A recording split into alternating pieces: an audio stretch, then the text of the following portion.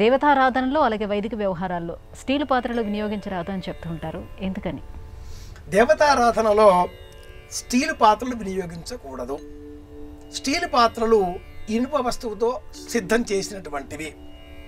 Coating ఉన్నంత మాత్రాన, మెరిసినంత మాత్రాన అది అల్యూమినియం లేదా వెండి పాత్రగా మారిపోదు కదా.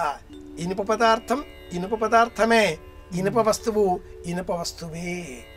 పూజ చేసే సమయంలో ఇనుప పాత్ర కలశ పాత్రగా మార్చి అందులో నీరు పోసి కలశస్య ముఖే విష్ణు కంఠే రుద్ర సమాశ్రిత అలా చేయకూడదు.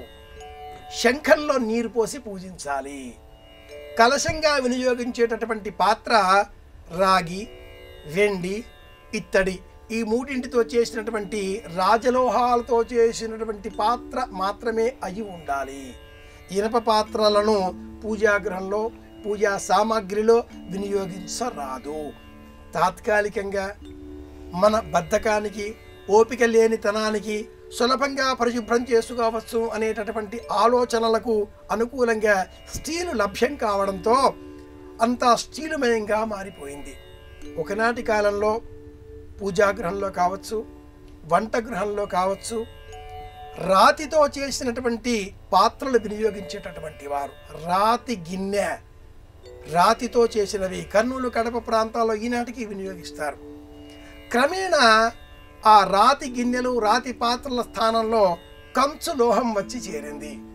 తదుపరి ఇత్తడి, ఆ తదుపరి వెండి, తదుపరి ఇంకా ఇంకా అనేటట్లుగా కలిగిన వారు స్వర్ణము, లేని ఎడల పంచలోహాత్మకమైన స్వరూపంతో దేవతాగృహంలో వినియోగించేటటువంటి పాత్ర సామాగ్రిని సిద్ధం చేసుకుని వాటిని వినియోగిస్తూ ఉన్నారు. హారతి పళ్ళెం కావచ్చు, గంట కావచ్చు, పంచపాత్ర కావచ్చు, స్నపనం చేసే నిమిత్తమే వినియోగించేటటువంటి పళ్ళెం కావచ్చు, దేవతార్చనలో వినియోగించేటటువంటి ఆ అర్చామూర్తులు సాలగ్రామ, శివలింగం, పార్వతి, గణపతి ప్రతిమలు, వీటిని భద్రపరిచే నిమిత్తమే వినియోగించేటటువంటి పేటిక కావచ్చును. ఇలా వీటన్నిటినీ రాజలోహాలలో ఇత్తడి, వెండి, రాగి వీటితో చేసిన లోహాలతో, అంటే ఈ లోహాలతో చేసిన పాత్రలనే వినియోగించాలి. ఇనుము స్టీలుకు ప్రతీకగా చెప్పుకోవాలి. స్టీల్ అంటే కోటింగ్తో ఉండే ఇనుప పాత్ర, శనిగ్రహ సంబంధితం కనుక వినియోగించరాదు. ఇది సమాధానం.